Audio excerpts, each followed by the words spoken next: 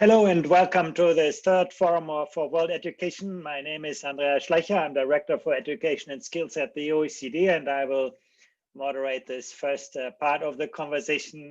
And clearly these are difficult times, not just for education, but as the health crisis turns into an employment and an economic crisis everywhere, things are unlikely to get better soon. And policymakers really need to think hard about how to invest limited resources best, how to strike a balance between resourcing the very urgent pressing needs with the longer term future of our nations. And also that means reconciling the needs of people by demographics, by geography, by social background. Again, lots of difficult choices.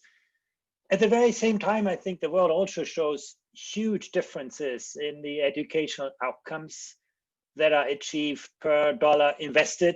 Some of the world's most advanced education systems in terms of learning outcomes spend less than half per student than the United States. So that's also a matter of really raising productivity in education, doing things differently about, technological innovation, social innovation. We're going to start discussing these issues with Governor Jeb Bush. Everybody knows him as the 43rd governor of Florida, where he served from, I think, 1999 to 2007. What fewer people may know, at least outside the United States, is that he's really one of the leading minds in public policy and education policy. Welcome, Jeb. Thank you, Andreas. It's good seeing you virtually, at least. And maybe let me start right there. Jeb, every parent cares about the future of their children. There's nothing more that parents care about. And yet it seems so difficult to get real political attention for education. Around the world, governments have lost elections over education when something small gets wrong, but very few people win an election over education because it just takes so much time to translate good ideas into better outcomes. And you've been really one of the few governors putting education at the top of the political agenda, and you've done so consistently. Share with us, what motivated you to do so, and also what we can do to make this a more popular choice among political leaders. Well, in our country, education is a bottom-up approach. So, candidates running for president, and they're running right now in this pandemic, which is quite unusual. They're not talking about education, but only 10% of the money is funded through the federal government. So at the state level, there's a greater focus on education. Today, though, given the angst that exists, just the deep divide that we have politically, talking about policy is less relevant. But when I was governor and as a candidate, I made education a top priority.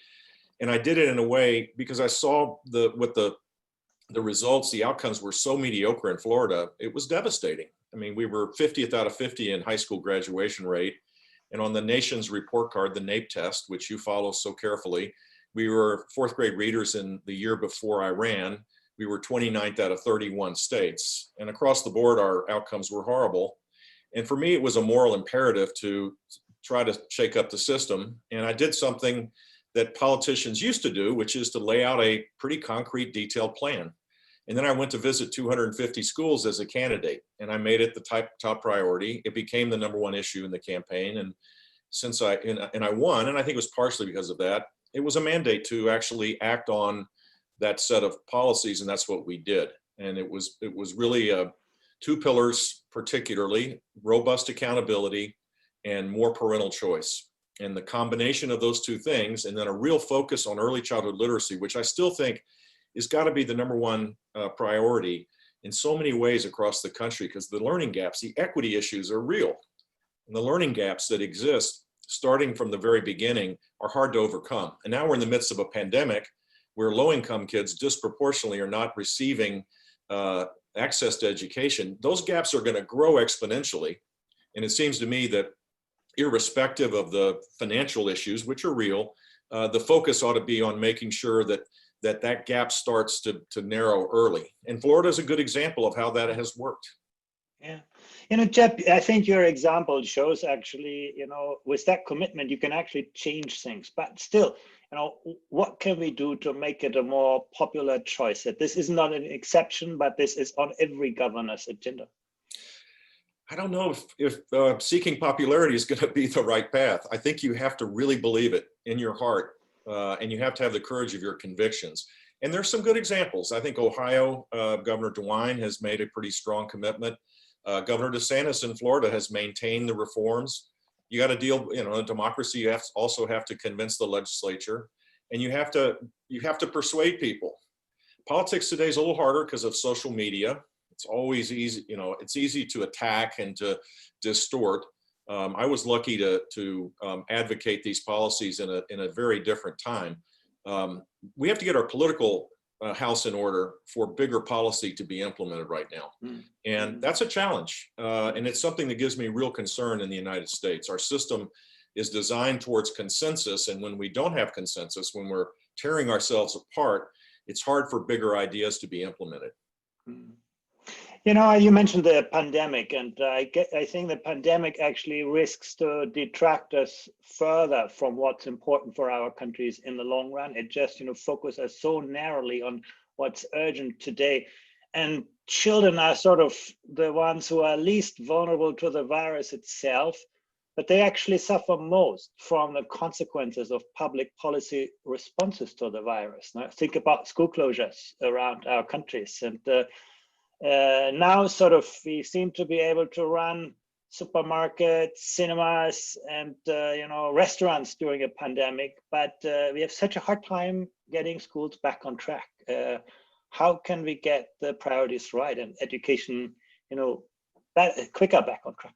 Well, first of all, it would be helpful to depoliticize the whole argument about masks and about the vaccine and all the other things that go along with this. We're in a hyper-political, hyper-partisan environment.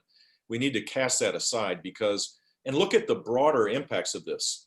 I think there ought to be a bias towards action rather than inaction, which means that we should do everything possible to open up schools, because particularly low-income kids are going to be the ones that suffer the most.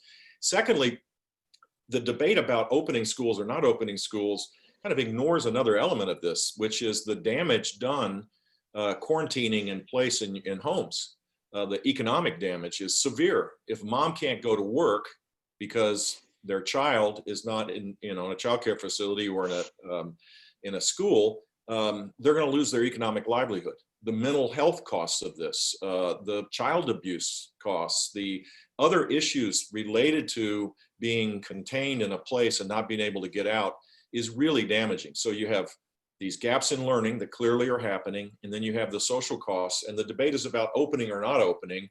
And unions have I think a disproportionate negative impact now of trying to act on their economic interests rather than to try to figure out how can they be part of the solution to open up. And there's lots of creative ways to do this. You don't have to have everybody come, right? You don't have to have the whole, if teachers have a pre-existing condition, they can do the Zoom class. And there's a lot of unemployed young people that can't get a job that just graduated from college. You could create a pandemic core, if you will, to go into the classroom and help the teacher. There's lots of creative things that happen during times of great disruption, but in a very hyper-political, government-run system, which is what we have in the United States, that is not as innovative as it should be, it seems like those innovations are being stifled. Yeah, and it's not actually, I think you've seen that in many places around the world, that is sort of, we were very quick in locking schools down, and it's very, very hard to opening them up and to transform them. But I think there are many good examples as well. Actually, it's been quite impressive how quickly some nations have been able to reestablish education. In fact, there's some countries, schools where the last thing they lock down and the first thing they open up. And I think, but I think that's something. But even before the pandemic struck our countries, status quo wasn't anywhere near where you would need it to be a successful economy. And I think, again, I speak about many of the principal industrialized nations. Now, I think when we look at educational progress, it's largely been outside the OECD area, the established areas. How can we ensure that after this pandemic, we don't slip back to the status quo when things get back to normal? How do you see education actually post the pandemic to be different? Well, that's what the foundation that I'm the chairman of and our team focuses on. I think we need disruptive reform. We need to think completely differently about how we go about this. We have 13,000 government-run, politicized monopolies as the governance model for dealing with 74 million kids. It's just, it stifles the kind of innovation that would be necessary. And on top of that, the whole world outside of our K-12 education system is innovating at warp speed. The technologies that could be brought to bear to help teachers be able to make sure every child gains a year's worth of knowledge in a year's time is there.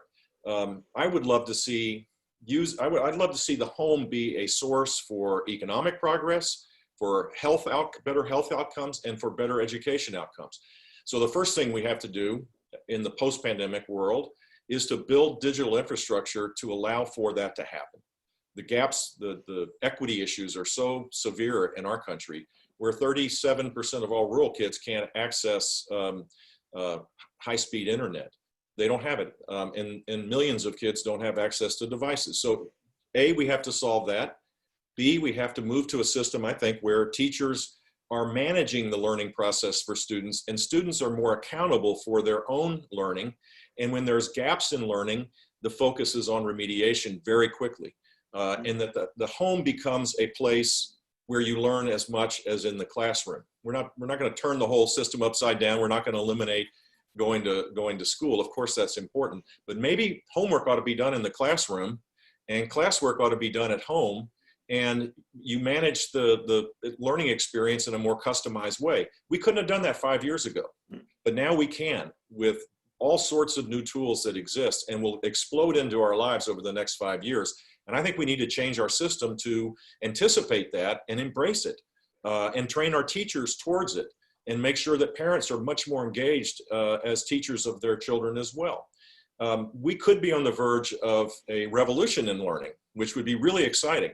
But the systems have to be more open to these kinds of changes that could yield great results for our population. And as you know, since this is your field of endeavor, if you can get more and more students college and or career ready through the K-12 system, you're going to create productivity over the lifetime of every country that focuses on that. You know, I must say, you know, I've seen lots of countries that actually got the technology in place. Actually, there are countries which have a great technological infrastructure, but still education seems to have a hard time, you know, absorbing this, translating, you know, good technology in a better educational practice and better outcomes. And what can we do to get, you know, teachers and maybe students to become part of the design of those solutions, not just seeing them at the end of the scale, you know, implementing them, because that's where I feel things don't, that's where education is lagging behind. Yeah, so there are high-performing charter management organizations that are just killing it in terms of innovating and improving outcomes. Florida is about ready to receive the IDEA charter program, that they have 100% of their kids, almost all of whom are low-income kids from the Valley in Texas and in San Antonio, go on to college, shattering all the mythologies that exist and the excuses that exist. That kind of activity has to scale. And so you have to change laws to allow that to happen more often. There are great charter management organizations in the United States that embrace technology and have moved to this more customized learning experience. But that can't scale in a system that is designed for the economic interests of the adults. I mean, I wish it wasn't this way, and I know it's politically incorrect to talk about the economic interest of adults being the primary thing. People don't want to hear that, but those are the facts. Disruption and innovation occurs in every sector of our economy, and it should occur more in education on behalf of kids. So my frustration is that there are many places that are just kind of in lockdown mode. They excuse away why we have these big learning gaps. They excuse away why they have less than half of their kids college and or career ready, and they just want more money. And we spend a lot of money. I mean, I read your reports. We spend more than every country in the world other than the Benelux countries per student, and the outcomes have been pretty bad.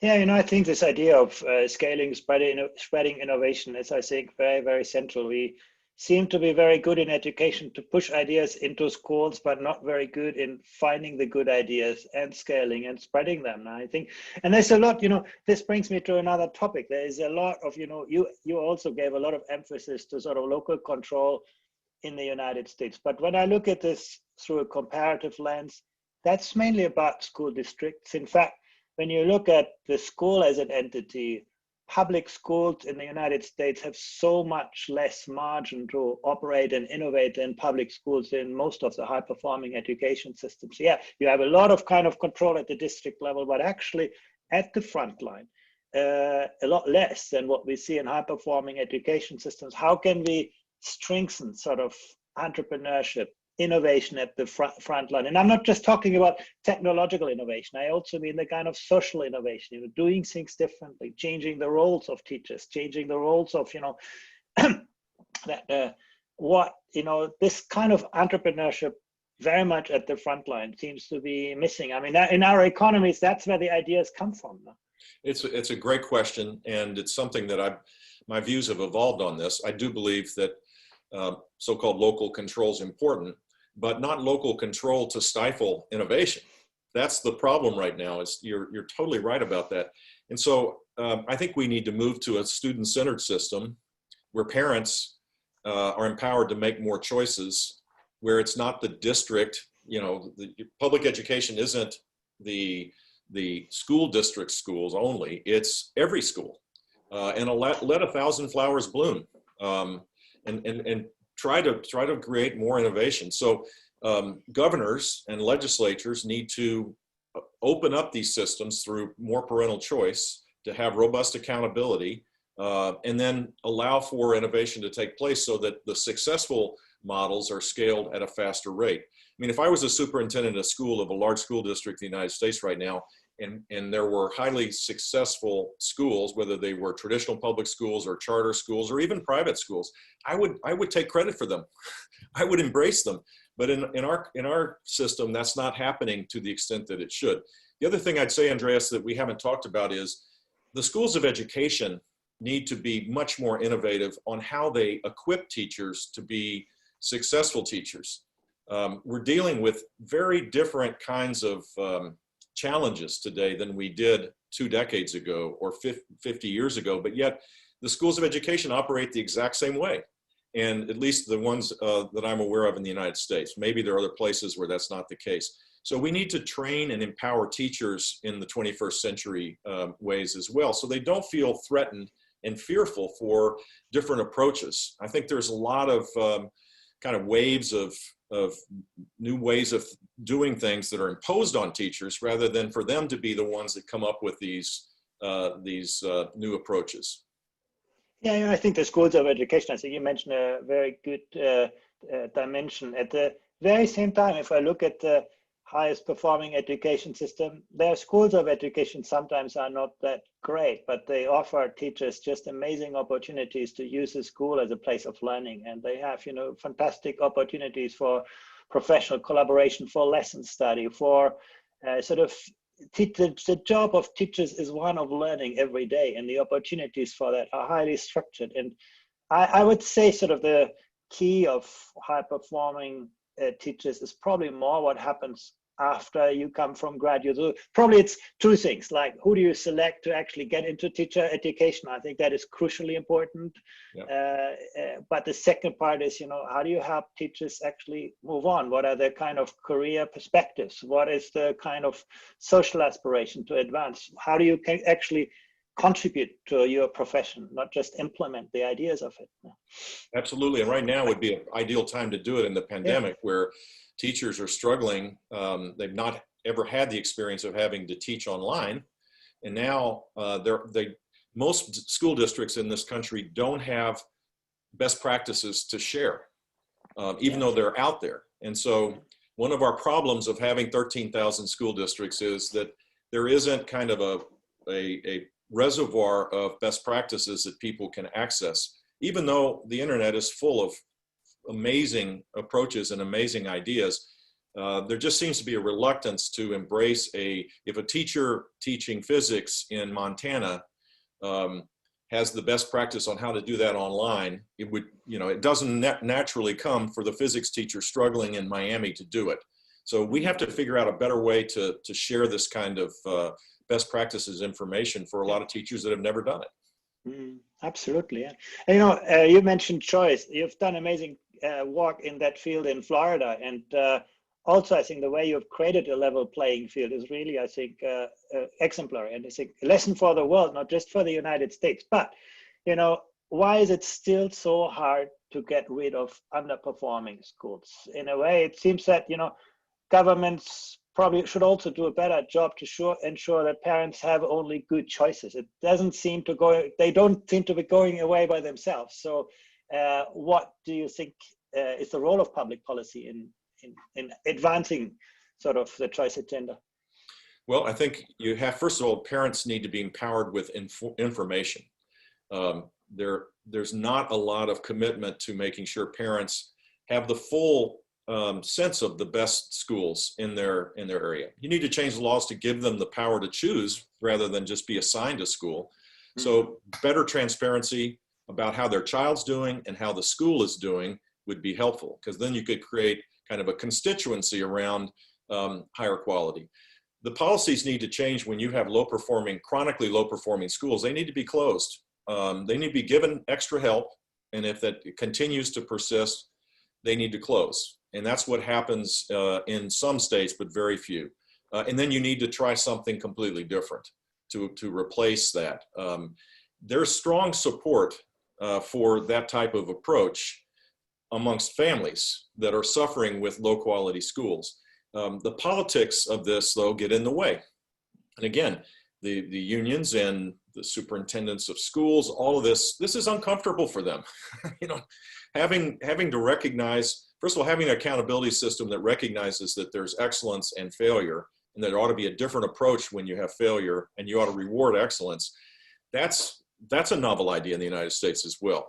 But that has to continue on. And then there should be a command focus on these low performing schools to help them improve. And if they don't, there needs to be something different that's in their place. Only a handful of states actually have that policy in the United States today.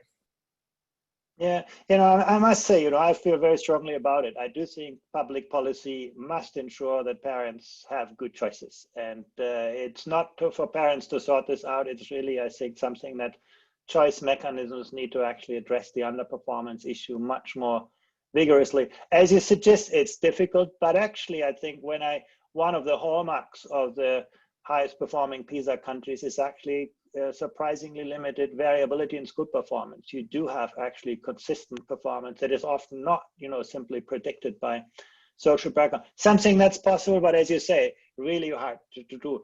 But let me sort of get to another area that we're going to talk about universities later in the webinar here.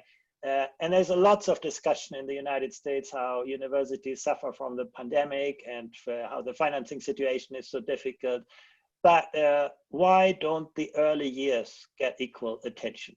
We all know if you want to actually secure, equality of opportunity, that's where public money has its greatest play and makes the biggest difference. And that's something where I feel the United States, spends more than any country in the world on universities, but less on the early years, which actually, are the foundation for whatever happens afterwards. It's so expensive to fix things that didn't go well in the early years. I can't agree with you more. A pre-K to 3 strategy should be the highest priority. And it starts with, in Florida, we have universal pre-K for half a day, and others, and then parents can extend that. We need to improve the quality, but those gaps in learning start prior to kindergarten. And then there should be a strategy for being able to assess where students are, where kids are, to make sure they get the basic literacy skills by the end of 3rd grade. And if they don't have them, if they're functionally illiterate at the end of 3rd grade, they need to be held back.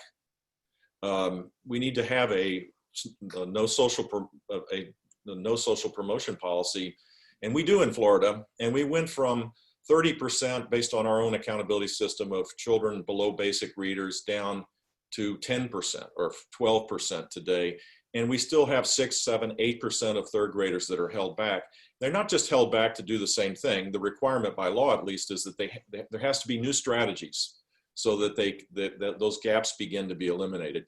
Teachers need to be trained on how to teach reading. Again, the schools of education are not as good as they need to be in that regard.